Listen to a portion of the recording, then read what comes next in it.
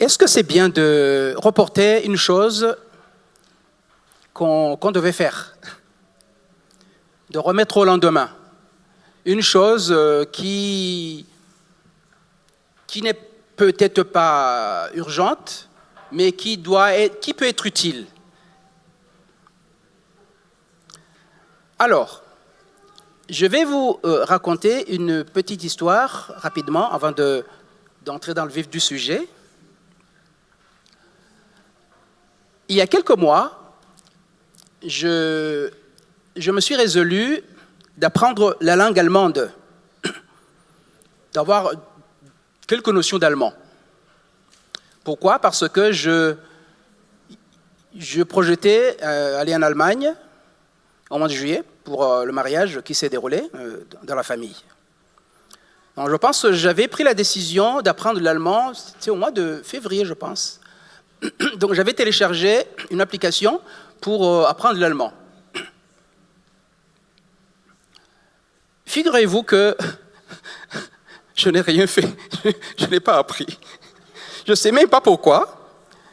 Il y avait souvent des messages qui venaient, parce que ces applications en fait, envoient des messages pour inciter la personne à aller, ne pas se décourager. Je n'ai jamais ouvert cette application. Je me suis dit, ça va, c'est bon, je ne vais pas utiliser l'allemand, de toute façon, je parle un peu anglais, je vais me débrouiller comme ça va aller. Le mois de juillet arrive, on va au mariage en Allemagne, et puis, après, je me suis rendu compte que j'avais vraiment besoin de quelques notions d'allemand. Parce qu'il y a eu une catastrophe qui m'est arrivée, une petite catastrophe qui m'est arrivée pendant le retour. Je vais vous raconter ça un tout petit peu. Prions. Tendre Père Céleste, je te prie de saisir tout mon être pour que tout ce que je dirai vienne de toi, qu'aucune parole ne sorte de ma bouche qui ne vienne de toi. Conduis cette prédication. Au nom de Jésus, je t'ai prié. Amen. Quitter avec, pendant le peu de temps qui me reste, un titre qui est un peu difficile à comprendre. Je vais illustrer ce message par 2 illustrations.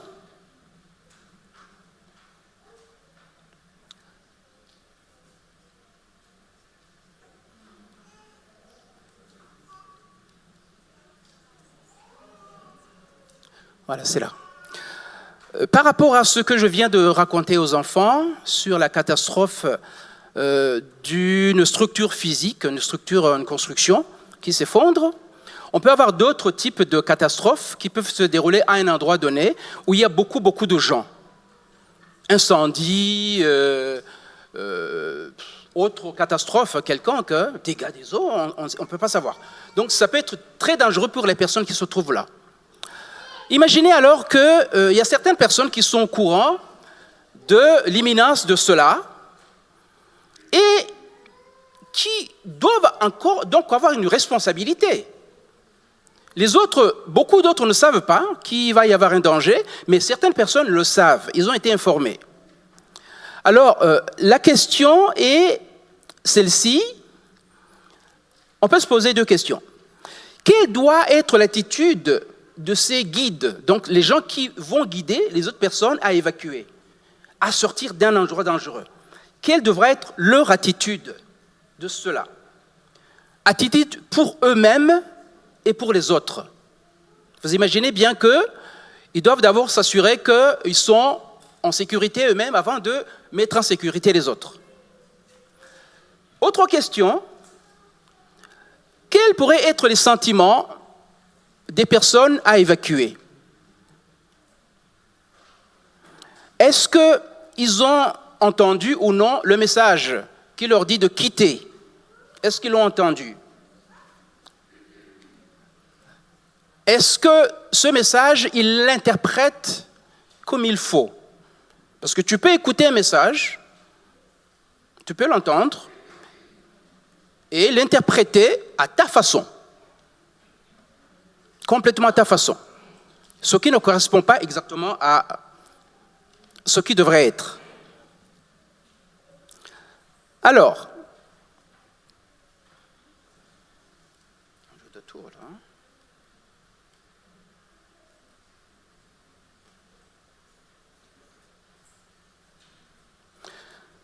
on peut avoir quelques messages d'urgence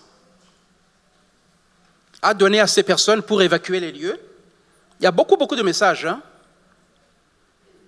Donc là, on leur dit par exemple de bien écouter les consignes, de lire convenablement les instructions qui peuvent être affichées pour quitter les lieux, demander de l'aide par exemple, de suivre une direction donnée, de suivre le guide, de dire c'est pas par là, c'est par là, parce qu'il peut y avoir des gens qui aillent dans une mauvaise direction. Et leur dire clairement qu'ils peuvent se mettre en danger s'ils restent à cet endroit. Donc le message qui doit être martelé et continuellement, quittez cet endroit, sortez vite, courez, dépêchez-vous. Il y a des tas de messages qui peuvent être donnés aux gens pour quitter un endroit, s'il y a possibilité de quitter cet endroit. Parce que dans le cas du stade de Furiani, en 1992, très exactement le 5 mai, personne n'était au courant que ça allait s'effondrer. Ça s'effondrait subitement, il y a eu 18 morts et 2700 blessés. Alors, ces messages doivent être audibles. Audibles, c'est-à-dire il faut vraiment s'assurer que les gens ont entendu ce qui se passe. Exhorter les gens à comprendre et le marteler tout le temps. Eh bien, c'est ce qui s'est passé lorsque Lot devait quitter Sodome. C'est les textes qui a été lu par, rappelle-moi ton prénom, Princesse, que Princesse a lu tout à l'heure, dans Genèse 19. Donc les anges viennent, c'est des envoyés de Dieu. La première chose il s'adresse à Lot, celui qui reçoit en premier le message. C'est lui qui est le destinataire premier de ce message. Il y a toujours quelqu'un qui reçoit en premier un message. Toujours. Et la personne qui reçoit le message est chargée de le transmettre aux autres. Les anges lui disent, qui as-tu ? Qui as-tu encore ? Qui as-tu encore ? Si je vous pose la question à chacun d'entre vous, qui as-tu ? Qui as-tu ? Qui as-tu ? Chacun a quelqu'un. Est-ce qu'il y a quelqu'un qui peut dire que je n'ai personne ? Il y a toujours, chacun a quelqu'un. Le message était, qui as-tu encore ici, à cet endroit précis ? Vous avez des parents, vous avez des sœurs, des frères, des membres de famille, vous avez des amis, des collègues, vous avez quelqu'un. Ça veut dire quoi ? Ça veut dire que non seulement Dieu voulait sauver Lot, mais il voulait également sauver les autres. Ce n'est pas que Lot qui devait être sauvé, seulement. Et Lot, il va parler à sa femme, à ses enfants qui étaient encore à la maison, à ses filles qui étaient mariées, ainsi que leur mari.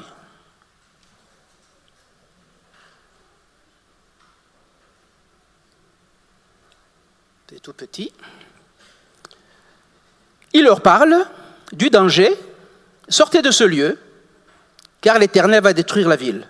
Levez-vous. Vous pensez que c'est un message sérieux, ça ? Si vous dites un message comme ça à quelqu'un qui ne sent pas le danger, comment on peut prendre au sérieux un message comme ça dans une situation normale ? Une situation normale. Les gens se sentent non menacés. Ils regardent autour d'eux et disent non, il n'y a pas de danger. Pourquoi tu dis de sortir, qu'on sorte de la ville? N'est-ce pas la même chose aujourd'hui? Nous sommes comme dans un semblant de paix. Bon, on va dire là où nous habitons. Parce que nous savons qu'il y a des guerres ailleurs. Et ça peut nous faire penser qu'il n'y a pas de danger. Il n'y a pas de danger. Parce que là, lorsqu'on est en train de comparer le danger physique qui peut survenir et le transposer cela spirituellement, c'est là où les gens se disent « je ne comprends rien là ». Tu me dis que bon, voilà, ça fait combien d'années déjà qu'on dit que Jésus va venir? Combien? Imaginez combien de temps? Et vous répétez ça là, tout le temps, et vous dites qu'il y a danger? Non, je ne vois pas de danger moi. Il y a des personnes qui peuvent raisonner comme ça. Mais cela n'empêche pas de marteler ce message. Alors les gendres de Lot disent non. La Bible ne dit rien sur leurs femmes, donc les filles de Lot. On ne sait pas ce qu'elles ont répondu. C'était une nuit, il restait seulement une nuit. Le temps de grâce. Le temps de grâce est court, chers frères et sœurs. Dieu avait donné une nuit seulement à Lot et à sa famille. Alors, on peut se demander, les autres alors, de la ville, est-ce qu'ils étaient concernés? Parce que Lot est allé seulement parler à sa famille. Qu'en pensez-vous? Est-ce que les autres familles, les autres habitants de Sodome étaient concernés par ce message? Sandra dit bien sûr. Intercession? Voilà. Donc, nous allons lire un verset tout à l'heure qui concerne cela. Bien sûr qu'ils étaient concernés, bien sûr qu'ils ont eu le temps. Parce que, pourquoi est-ce que les anges étaient à Sodome? Qu'est-ce que la Bible dit? Que le cri des habitants de Sodome était arrivé aux oreilles de Dieu. Le cri des atrocités, de tout ce qui est mauvais, qui se commettait dans Sodome et Gomorrhe. En fait, il s'agit des villes de la plaine. Il y avait beaucoup de villes. Hein. Il n'y a pas que Sodome et Gomorrhe. Il n'y a qu'une seule ville qui a été épargnée, vous savez, où Lot s'était enfui. Sinon, les 4 autres ont été détruites. Donc, ils commettaient beaucoup d'iniquités. Et c'est logique qu'ils connaissaient la vérité. Pourquoi? Parce que Lot était là. C'était le témoin. Il voyait le comportement de Lot. Il savait bien qu'il ne se comportait pas comme eux. Donc, eux aussi, ils ont été avertis. Et la nuit se faisait de plus en plus tard. Donc, vers tôt le matin, Lot, ayant quand même compris le message, traînait les pieds. Il traînait les pieds dans sa maison. Pourtant, l'ange avait dit, sortez, allez prévenir votre famille, vos filles et leur mari, et quittez. Je ne sais pas combien de temps ça peut prendre, hein, mais ce n'est pas forcément toute la nuit. Il traînait les pieds, et le verset 15 de Genèse 19 dit ceci: dès l'aube du jour, les anges insistèrent auprès de Lot en disant, lève-toi, prends ta femme et tes 2 filles qui se trouvent ici, de peur que tu ne périsses dans la ruine de la ville. Les autres filles avaient refusé, donc ils sont restés avec leur mari. Et le verset 16 dit, et comme il tardait, les hommes le saisirent par la main, lui, sa femme et ses 2 filles, car l'Éternel voulait l'épargner. Ils l'amenèrent et le laissèrent hors de la ville. Ils ont pris en charge Lot, sa femme et ses 2 filles, et ils les ont amenés hors de la ville. Il les emmène hors de la ville. Et l'un d'eux a dit, c'est le verset suivant, l'un d'eux leur a dit spécifiquement à Lot, sauve-toi pour ta vie et ne regarde pas en arrière, derrière toi, et ne t'arrête pas dans toute la plaine. Sauve-toi vers la montagne, de peur que tu ne périsses. Voici un message clair. Il n'y a pas d'ambiguïté. Les anges parlaient d'une façon distincte, d'une façon claire. Lot a bien compris, sa femme a bien compris, ses filles ont bien compris. Alors, dans cette histoire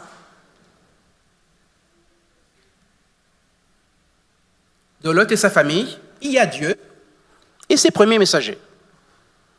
Dieu intervient par ses messagers, ses anges, et Lot est le premier qui accepte le message. Et il devient le messager à son tour. Il porte le message à sa famille. La femme, les enfants, leurs maris, donc les maris de leurs enfants. Ici, nous voyons qu'il y a 3 catégories de personnes. On peut les diviser en 3 catégories. Ceux qui acceptent le message, ceux qui refusent le message, donc les gendres, et ceux qui hésitent. Dans quelle catégorie voudriez-vous être lorsqu'il y a un message d'urgence à votre rencontre? Lorsqu'il y a un message d'urgence, est-ce que vous voudriez être dans la catégorie de ceux qui hésitent ou qui refusent un message clair et urgent?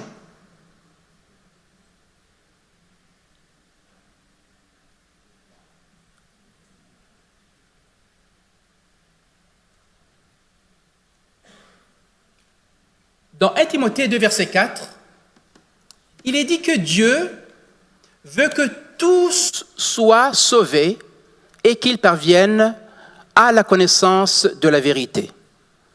Que tous soient sauvés et qu'ils parviennent à la connaissance de la vérité. Tous, sans exception. Lorsque Dieu regarde quelqu'un faire du mal, il pleure. Dieu aime le pécheur. Dieu n'aime pas le péché. Dieu veut que tous soient sauvés. Et dans Hébreux 4, verset 16, il est dit que Dieu invite tous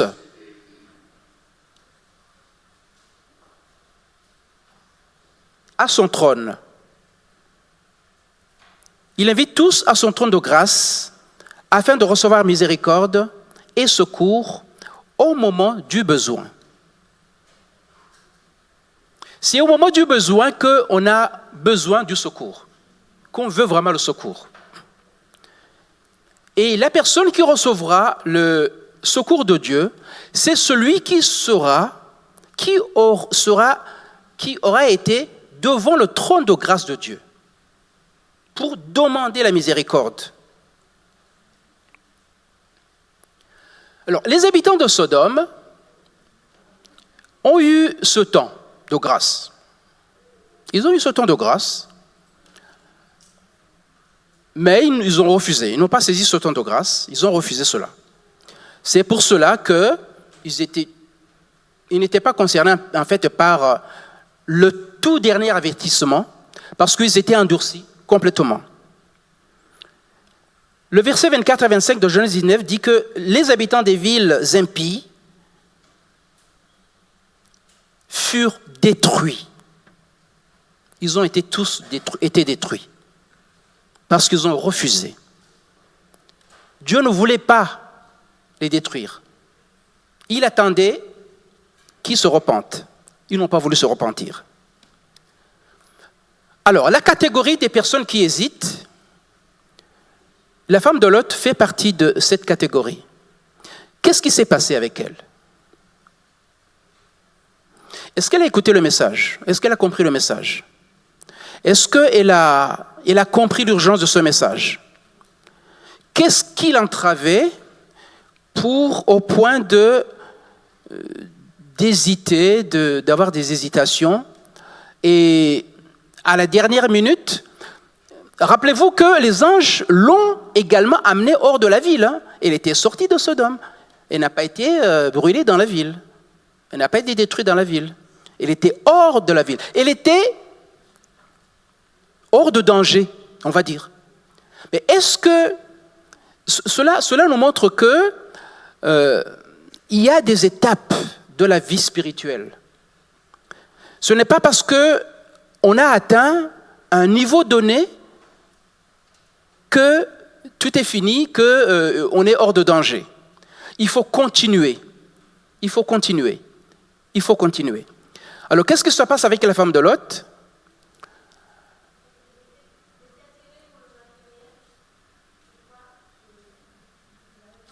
Elle a regardé en arrière? Voilà. Elle a regardé en arrière. La Bible n'explique pas qu'est-ce qu'elle regardait. Elle n'explique pas ce qu'elle regardait.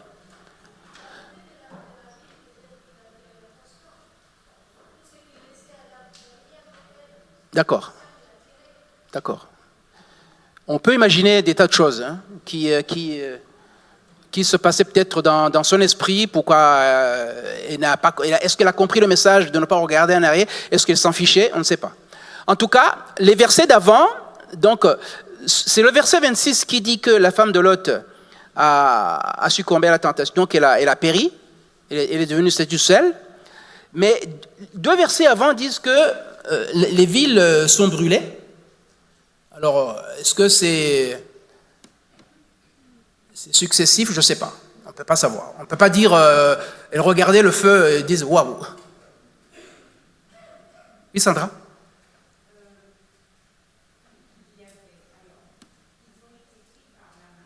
Oui, oui, jusqu'à sortir de la ville.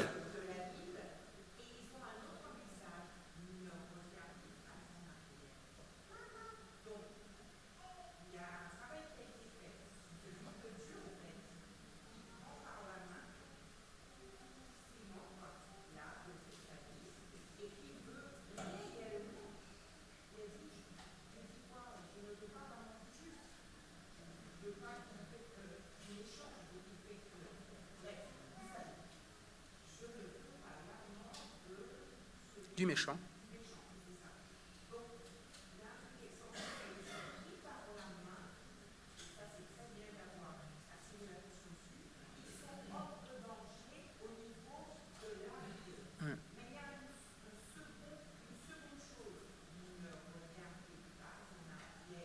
Voilà. Voilà. À ce moment-là, on peut dire que peut-être qu'elle n'a pas intégré complètement les choses. Elle se sentait en sécurité. Bon, elle est hors de la ville. Elle a compris que la ville va être détruite. Elle est hors de la ville. Donc, le feu ne l'atteindra pas. Pourquoi pas jeter un petit coup d'œil en arrière, je ne sais pas, je sais pas. Mais bon, elle a désobéi. Elle a succombé. Pour revenir à quelque chose qui m'est arrivé, donc en rapport avec ce message, je vais revenir un tout petit peu en arrière. Alors, c'est la négligence d'apprendre. Donc, ce qui m'est arrivé, je vous ai raconté que j'ai laissé tomber d'apprendre l'allemand.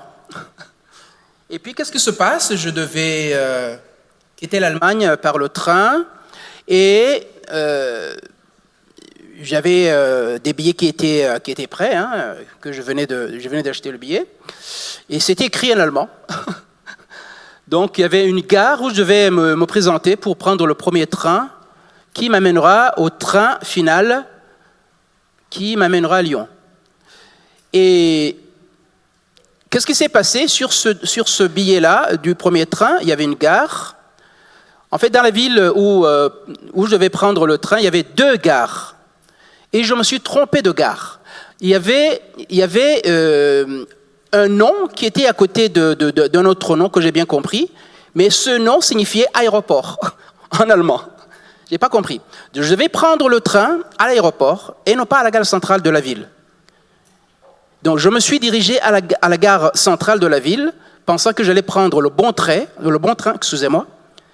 C'était pas le bon train. Et l'heure passait. Et à la gare, ils ont essayé de me chercher d'une façon ou d'une autre des moyens d'arriver à Strasbourg. C'est là où je vais prendre le TGV. Ils m'ont fait beaucoup de correspondances, très rapidement. J'ai calculé. Je me suis dit, tiens, ça va aller. Je vais attraper ce train-là. Et non. Parce qu'il y a eu des ralentissements. Dans la vie, il y a des ralentissements. On pense qu'on va avancer, mais non. Il y a des choses qui te freinent, qui ne veulent pas que tu ailles de l'avant. Et ces ralentissements ont fait que j'ai raté le train de Strasbourg d'un quart d'heure. Bon, c'était bien déjà, un quart d'heure. Je devais me présenter quand même, on va dire une demi-heure avant pour être certain que je suis au bon endroit. Voilà, donc c'est ce qu'on appelle le code de la négligence. Négliger quelque chose qui peut être utile dans la vie. Négliger d'apprendre, négliger d'étudier la Bible, négliger de prier. Tout ça contribue à notre vie spirituelle. On se dit non, bon ça va, je peux sauter la prière aujourd'hui, je suis fatigué, je suis pressé, je suis en retard. On saute une prière, deux prières, et puis ça devient une habitude. Ça devient une habitude, et puis on commence à se plaire dans cette habitude. Donc voilà, il ne faut pas négliger quoi que ce soit qui contribue à la vie spirituelle pour aller au ciel.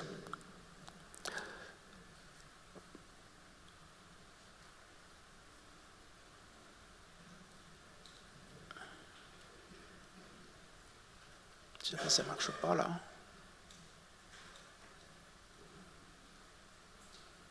Un petit souci. Ouais, c'est bon. Alors, qu'est-ce que Dieu veut aujourd'hui pour toi? Il veut compter sur toi. Il veut que tu acceptes que tu as une sainte convocation. Tu es convoqué pour être son témoin, son messager auprès des autres. Fixe les regards sur Jésus avec foi. Et j'ai rajouté, ne rate pas le dernier train qui va vers le ciel. Dans le langage que chacun comprend, chacun de tes interlocuteurs, alerte le monde, en commençant par ta famille. Tes proches, tes amis, tes collègues, tes connaissances, et même au-delà. Qu'est-ce qui est dit dans 2 Timothée 1, verset 7 ? Dieu ne nous a pas donné un esprit de timidité. Non, on ne va pas être timide, même si on ne connaît pas les gens. Même si ce n'est pas de notre famille, on n'est pas timide, on va vers eux, on leur annonce le message. Alors, le message, je le redis, lève-toi, quitte le monde et ses attraits. L'Éternel va le détruire. Continue de l'avant. Ne reprends pas tes mauvais penchants. Qu'est-ce qui s'est passé avec Lot lorsqu'il était arrivé hors de la ville? L'ange a dit, ne t'attarde pas dans la montagne, vais vers la montagne. Ne t'attarde pas vers la plaine, va vers la montagne. Après, Lot a demandé d'aller à Tsoar, parce que c'est une ville proche, parce que le feu était proche. Qu'est-ce qui s'était passé auparavant avec Abraham? Lorsqu'il y a eu le choix lorsque Abraham a dit à Lot, choisis, si tu vas à droite, je vais à gauche, si tu vas à gauche, je vais à droite. Lot a choisi où? Et Abraham a choisi quoi? Eh oui. Donc Lot est ramené au premier choix qu'il devait faire. Eh oui. Les choix que tu as refusés avant, les choix qui étaient peut-être difficiles pour toi, qui étaient pénibles, Dieu te ramène à cela. C'est ça qui était bon. L'ange dit à Lot, va vers les montagnes. L'ange continue en disant, persévère, le voyage n'est pas terminé. Eh oui, le voyage n'était pas terminé, on le voit bien avec la femme de Lot. Elle pensait que le voyage était terminé. Elle disait, oh là, je suis sorti de l'affaire. C'est fini, la ville est très loin, je suis hors de la ville, je peux maintenant regarder à droite et à gauche. Non, non, non, il fallait continuer de l'avant. Quitter avec, c'est le titre du message aujourd'hui. Ça veut dire quoi? Quitter avec. Avec quel trophée me présenterai-je devant le Seigneur? Aucun trophée? Ou, alors imaginez, tu te présentes devant le Seigneur avec ton mari, avec ta femme, avec ton mari et ton enfant, ou ta femme et ton enfant, avec tes 2 enfants, une maman avec un bébé, un papa avec un petit enfant, une maman qui porte un bébé, une maman qui marche avec un bébé. Tu te présentes devant le Seigneur avec tes amis, tous tes amis, ou alors toute l'Église, beaucoup de monde. Dieu nous demande aujourd'hui de contribuer au salut de tout le monde. On commence par les proches, mais vraiment, prenons ça à cœur. C'était mon message aujourd'hui. Amen.